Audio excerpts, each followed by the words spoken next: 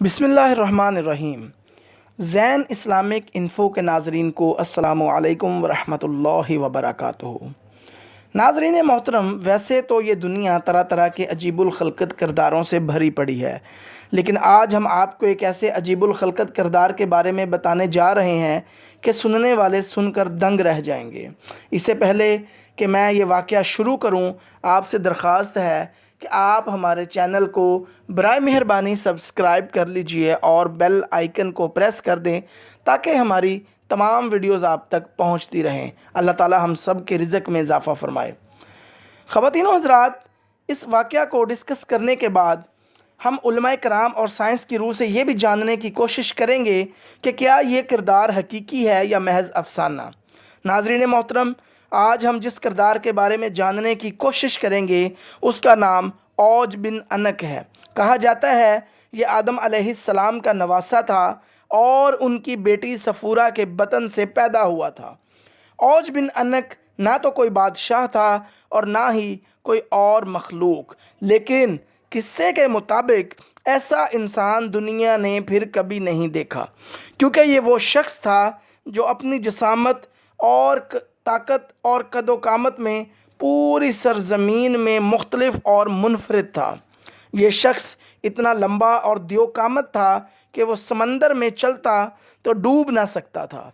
ऊंचे ऊंचे दरख्त और पहाड़ उसके सामने छोटे मालूम होते थे। उसकी लंबाई और कद इतना ज़्यादा था कि दूसरे लोग उसके सामने कीड़े मकोड़े की तरह नज़र आते थे। ख़वातीन व हज़रात, औज बिन अनक के बारे में मशहूर है कि वो बचपन से ही अपने हम उम्र बच्चों से ज़्यादा दराज कद ताकतवर था और जब जवान हुआ तो इसकी लंबाई गैर मामूली तौर पर बढ़ती चली गई। रवायात के मुताबिक उसका कद 80 हाथ था। औज बिन अनक इंतहाई सरकश, जालम और जाबर शख्स था। बाज़ रवायात के मुताबिक औज बिन अनक का ताल्लुक़ कौम आद से था। वो कौम आद पर अजाब के बाद बाकी बचने वाले लोगों में से एक था। चूँकि कौम आद जिस्मानी तौर पर दो हैकल और लंबे लोग थे, लिहाजा औज बिन अनक ने भी ऐसी ही जिसामत पाई थी। बाज़ रवायात में यह भी है कि औज बिन अनक इस कदर दराज कद था कि समंदर के नीचे हाथ डालकर मछली पकड़ लेता था और उसे सूरज के करीब करके भून कर खाता था, और जब कभी उसे प्यास लगती तो वह अपने असा से बादलों को हाँकता और वहीं से पानी पी लेता था। कहते हैं कि औज बिन अनक हज़रत नूह अलैहिस्सलाम के ज़माने में मौजूद था। जब हज़रत नूह तूफ़ान नूह से पहले कश्ती तैयार कर रहे थे तो इन्हें सागवान की लकड़ी की ज़रूरत पड़ी, लेकिन यहाँ मुश्किल ये पेश आई कि कोई उसे उठाकर लाने वाला नहीं था। तब औज बिन अनक ने अपनी खिदमात पेश की। उसने आप यानी नूह अलैहिस्सलाम की मदद की और वो लकड़ियों को मुल्क शाम से उठाकर नूह अलैहिस्सलाम के पास लाया। लिहाजा अल्लाह ने उसके इस अमल से खुश होकर उसे गर्क होने से नजात दे दी। बाज़ लोगों ने यह भी लिखा है कि औज हज़रत नूह अलैहिस्सलाम पर ईमान ना लाया था और आपकी कश्ती में सवार होने से उसने कतन इनकार कर दिया था।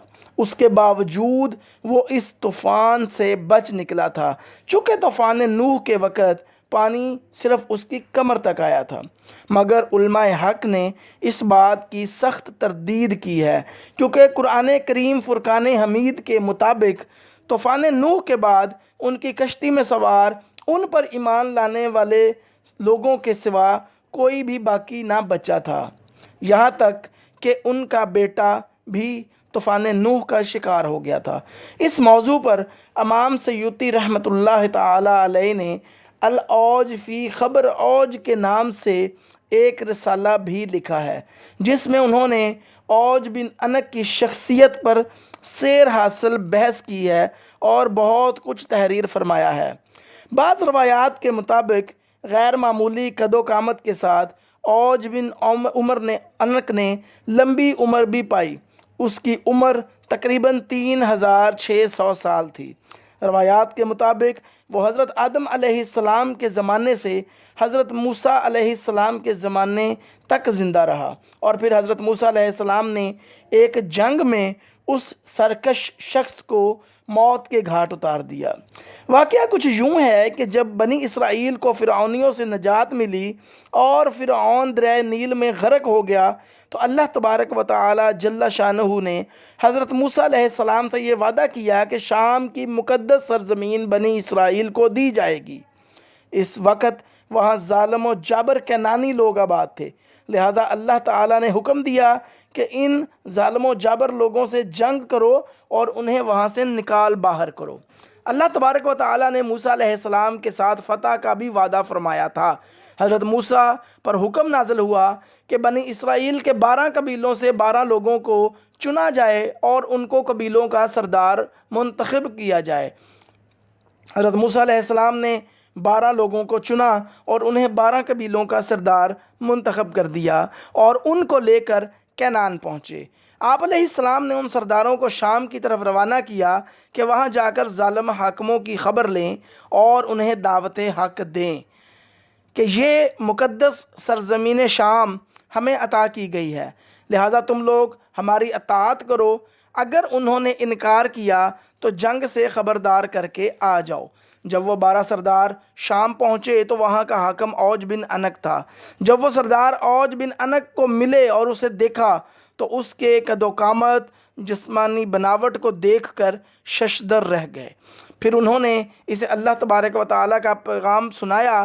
یہ سن کر اوج بن انک انتہائی غضبناک ہوا اور ان سب کو ایک ہاتھ سے پکڑ لیا اور چاہا کہ انہیں مسل کر ہلاک کر دے، مگر جب اس نے ان سرداروں کی بے بسی دیکھی اور ان کے چہروں پر خوف دیکھا تو انہیں حقیر سمجھ کر چھوڑ دیا۔ بعض روایات میں خواتین و حضرات یہ بھی آتا ہے کہ اوج بن انک ان سرداروں کو مسلنا چاہ رہا تھا اور انہیں ہلاک کرنا چاہ رہا تھا، لیکن اس نے اپنی بیوی کے کہنے پر انہیں چھوڑ دیا۔ جب وہ سردار اپنی قوم میں واپس آئے تو حضرت موسیٰ علیہ السلام سے وہاں کا حال بیان کیا اور یہ بھی بتایا کہ وہاں کے پھل کتنے بڑے بڑے ہیں۔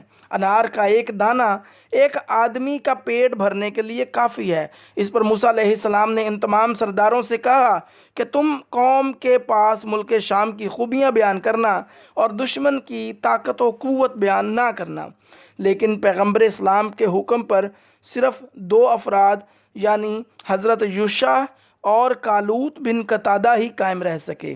باقی تمام سرداروں نے ملک شام میں بسنے والے افراد کی طاقت و قوت کا حال قوم بنی اسرائیل کو سنایا، جس پر بنی اسرائیل والے ڈر گئے۔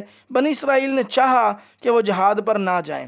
حضرت موسیٰ علیہ السلام نے ان کو سمجھایا بجھایا کہ اے لوگو، تم مت گھبراؤ کہ میرے اللہ نے میرے ساتھ فتح و نصرت کا وعدہ کیا ہے، میں تمہیں ان کافروں پر فتح دوں گا۔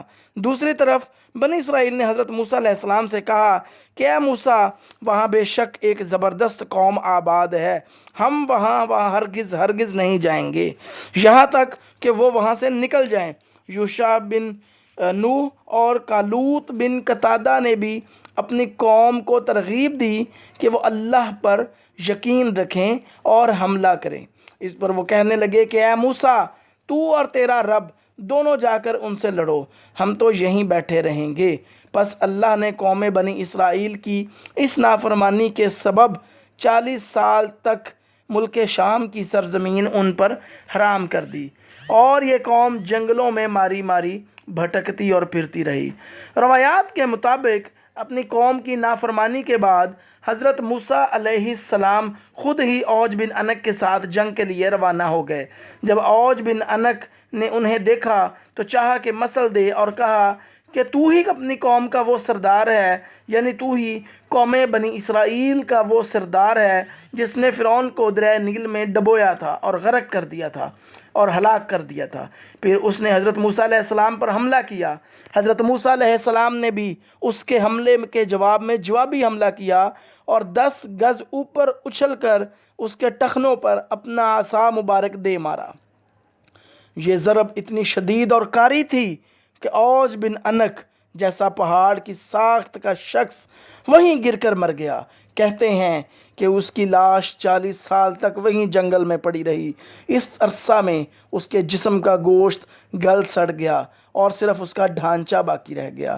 جب حضرت موسیٰ علیہ السلام اور حضرت ہارون علیہ السلام جہاد سے سرخرو ہو کر واپس لوٹے تو اس کے ڈھانچے کو اٹھا کر دریا نیل پر رکھ دیا، اور ایک عرصہ تک وہ ڈھانچہ دریا نیل پر پل کا کام سر انجام دیتا رہا۔